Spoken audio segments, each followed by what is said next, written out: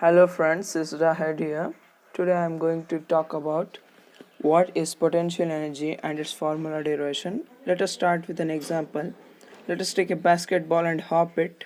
When it reaches its highest point, it has some energy and that is called potential energy. It means when an object has stored energy, it is called as potential energy. Now let us derive its formula.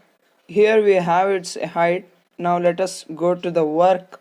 So work is equal to F into S, and work is equal to potential energy, because if no energy we can't do work.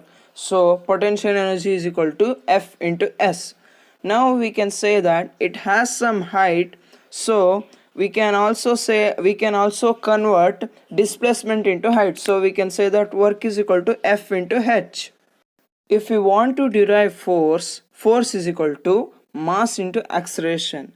So here it's in the height, it's opposite to earth. So we can say that acceleration is equal to acceleration due to gravity. So we can write that F is equal to m into g. Small g represent the acceleration due to gravity. So if we substitute m into g in the place of f in the work formula, we can say that work is equal to mgh.